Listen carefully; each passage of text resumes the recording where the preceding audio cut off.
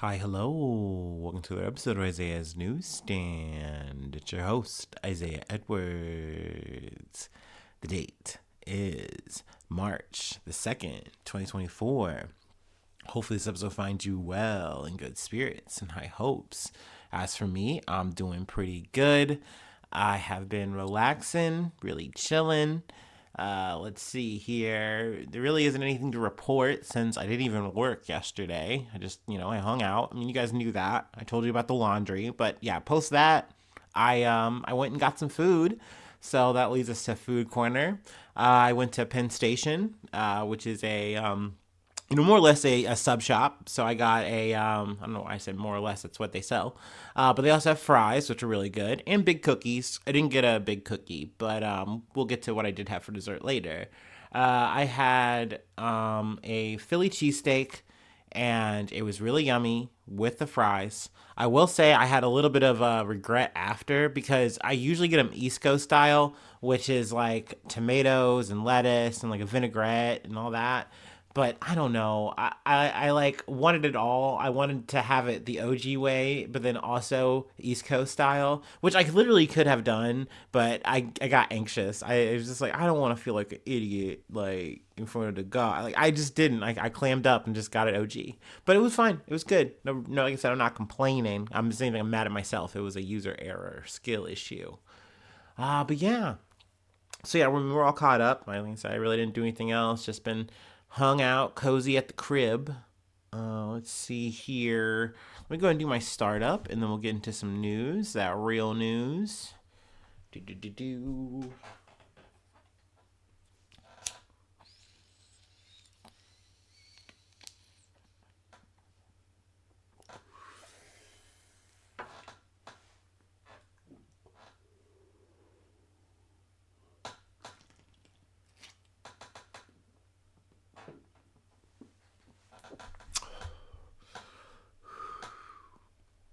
Ooh. All right.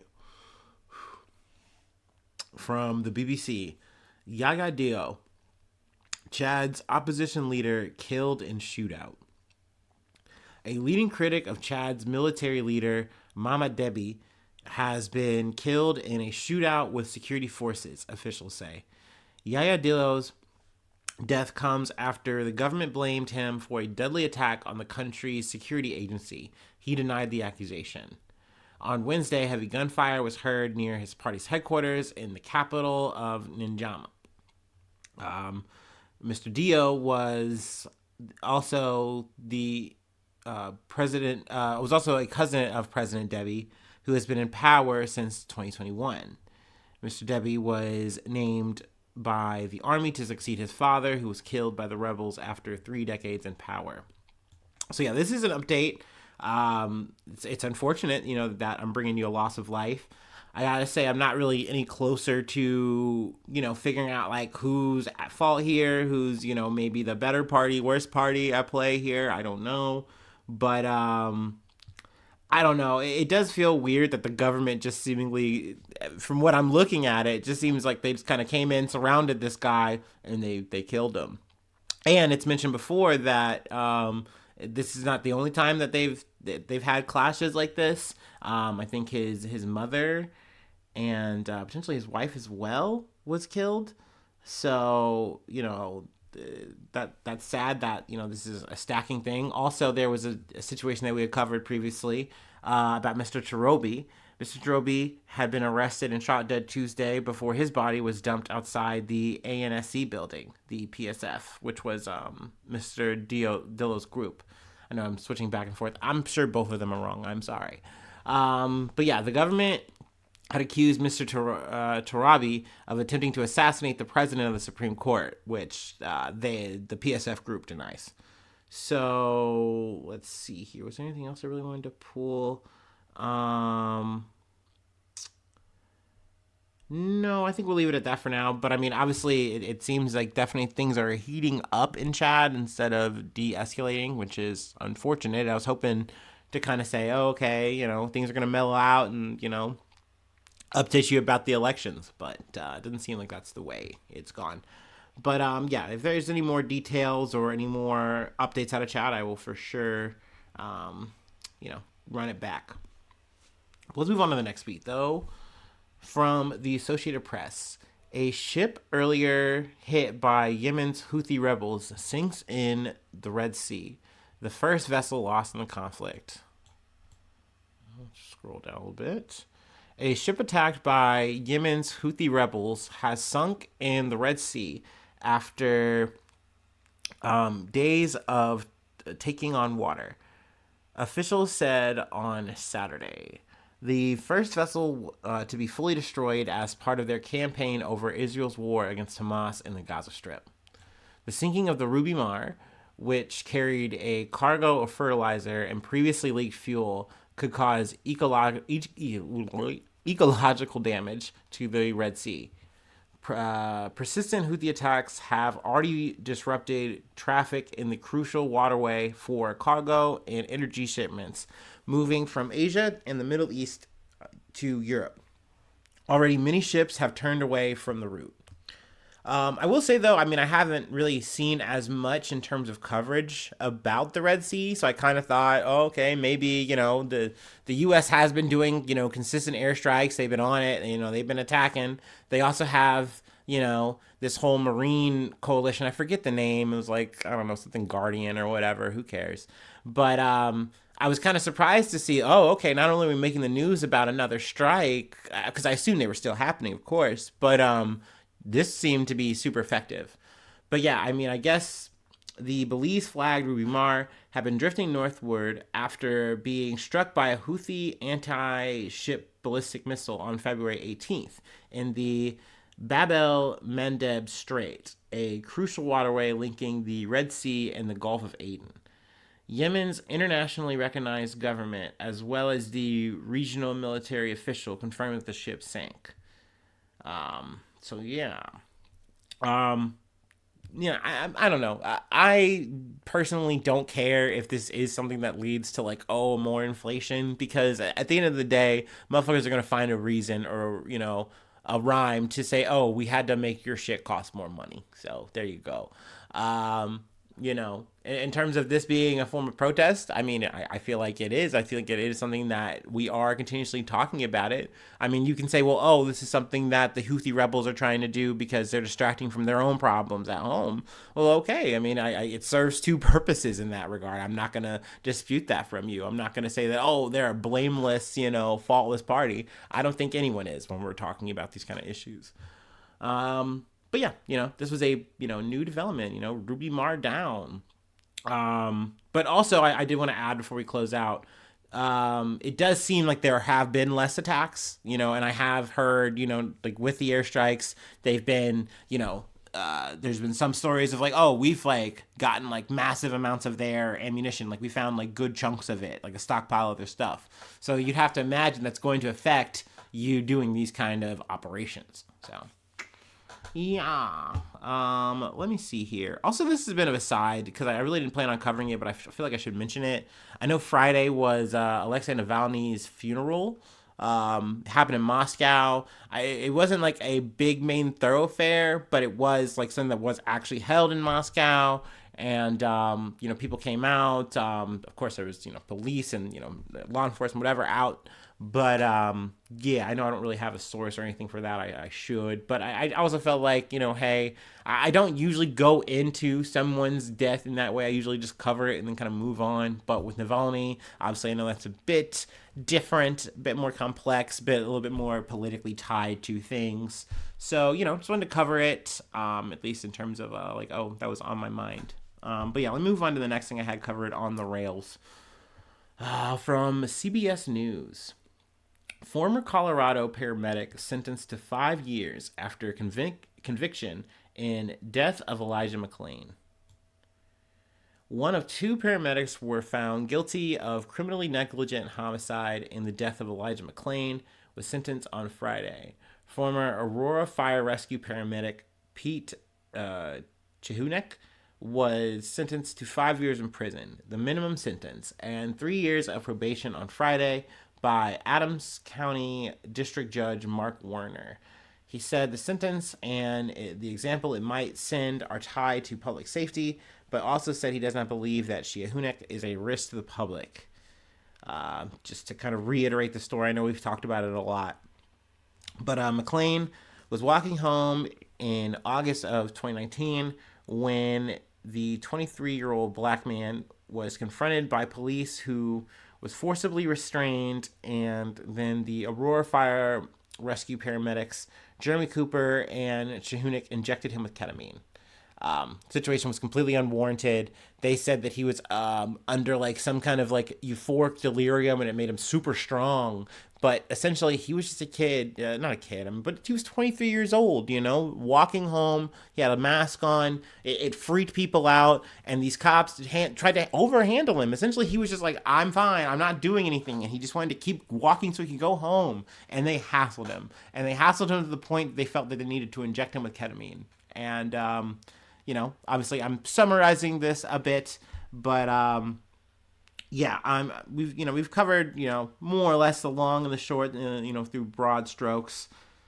They have the reflections of Peter Chihunek, friends and family, and then also in terms of Elijah McClain's mother. I wanted to kind of get though just to the in summary here that I had highlighted. Oh, I erased it. Let's see here.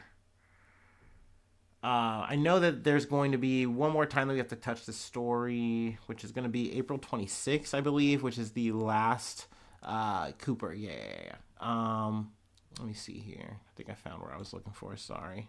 Close out of this. 3 officers from Aurora Police Department have been tried in connection to McClain's death. Last fall, 2 of the officers were acquitted in Elijah's death, and the 3rd was found guilty. Just a kind of quick recap. That's what I was looking to do here. A jury found Randy Rodima guilty of criminally negligent homicide and 3rd-degree assault, while Jason Rosenblatt was found not guilty of manslaughter and assault in October of 2023. A jury also found Nathan Woodyard not guilty of manslaughter and criminally negligent homicide in the 23-year-old's death.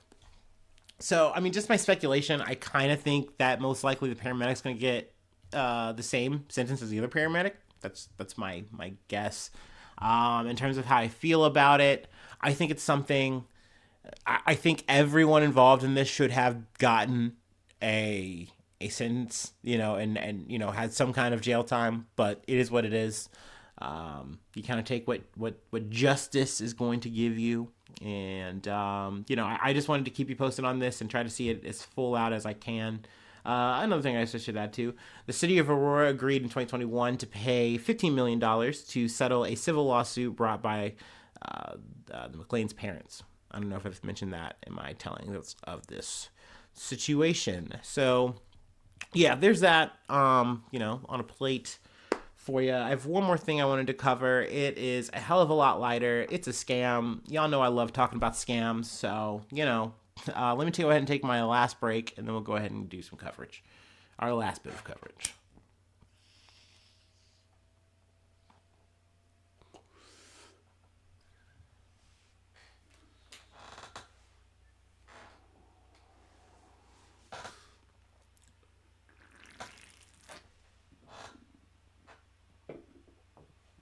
Oh, yeah. Oh, yeah. Okay. From Dot Esports. Fake Steam copies of Helldivers 2 Pow World play havoc as players left scammed. Helldivers 2 launched last month and is already one of the most successful titles this year. Just me giving a quick description of Helldivers 2. Disclaimer, I haven't played it. I have watched it a bit. I would describe it as Starship Troopers meets like Gears of War, like Destiny space kind of shooter game with RTS elements, like real-time strategy elements, in the sense of like you can do big like strikes on the bugs, and it's really crazy, but you have to be careful because, like, you know, you have your fellow allies and stuff, and the allies are like your friends, and like you can squad up in a really cool way. I feel like that's very Destiny-esque. But I don't know. I think it's a cool game in the sense of, wow, this is really fun. I personally got bored watching it after about, I don't know, an hour and a half. But hey, to each their own. I also like that it's a game that you don't have to pay $60 for right now, so that's really cool. But it would suck to buy Helldivers 2 thinking you're going to buy it, and it turns out it's not Helldivers 2. It's something else that was literally labeled it on Steam, which is a, like, you know, a very reputable place. That would be like, you know, going to GameStop and buying a game as a, you know, a elder millennial or a boomer or whatever. Like, you're just doing this online, and you know they're literally selling you a bunk copy. It's something fucking. It's literally something else. Well, we can get into the details. Let's read a little bit further. Let's see. Unfortunately, some games are doing this more blatantly than others, in terms of people trying to copy Helldivers 2. Yesterday, on March 1st, two indie games disguised themselves as Helldivers 2 on Steam to scam players into buying them, changing all their details, including their metadata, to replicate Helldivers 2 to trick players into buying them. So yeah, I initially thought people were maybe buying like something they thought was like DLC or an extra like a sequel, and it's like, well, that's maybe a little bit of a sucker thing. But no, like I completely get, like, you're gonna buy a game thinking you're buying a game, and it's like, no, this is not the game. Like, you're literally just getting shuffled out into, like, you know, just junkware. I wanted to read something from the Helldivers community manager, Twinbeard. People posting as us trying to scam people is obviously very sad and frustrating. And for that, as well as for security reasons, we urge you to steer clear of them. Again, the only two Helldivers 2 products we market are Helldivers 2 and Helldivers 2 Super Citizen Edition.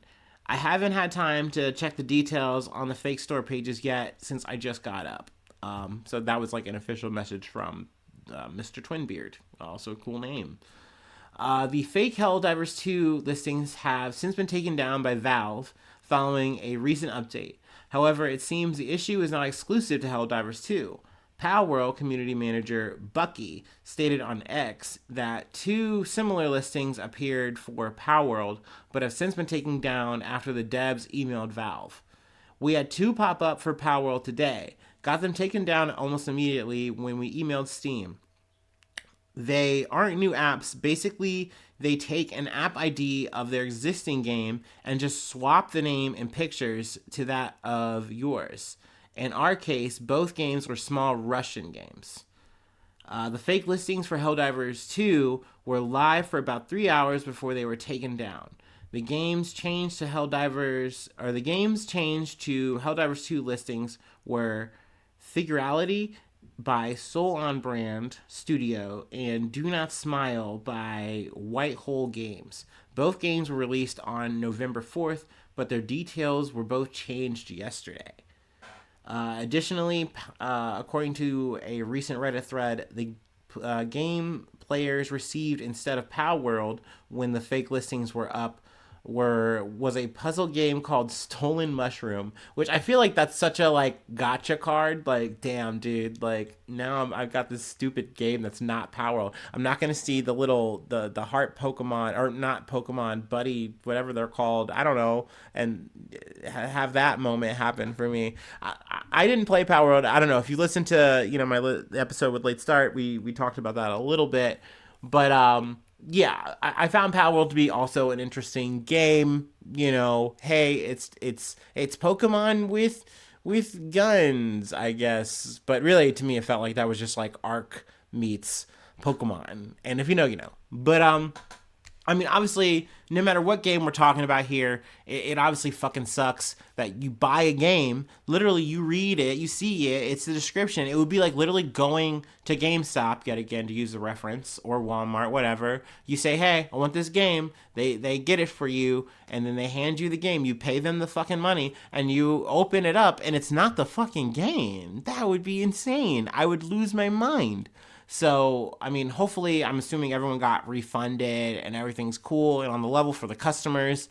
Obviously, that's unfortunate for, the people making the game, but it seems like everyone's loving both games, so that's good. Though I will say I haven't heard as much buzz about Pal World, I don't know, post a month and a half or whatever, so there's that. But I'm sure people are still doing that. And, people are still, mashing bugs on Helldivers too. So the hell yeah to that. Fuck yeah. That's really all we have though for today. That's the episode. If you'd like to help out and support the effort, I do have a Patreon. Patreon.com/Isaiah News. You become a newsy today. I shout you out at the top of the month. Plug private if you'd like. Free ways to hit me up, IsaiahNews1@gmail.com. Feel free to follow me or the podcast on the socials, whichever you like. And hopefully you're subscribed on the YouTube. It really helps out a lot. But feel free to follow, leave high reviews, hit that like button, leave a comment, share, do all of those cool things that you do on these little platforms. It really helps out a lot, really does wonders for the numbers. So yeah, that's it. That's all I have. Thanks so much for tuning in. Thanks so much for being a friend. And hopefully I see you soon for some more good news. I love ya. Bye-bye. Mwah.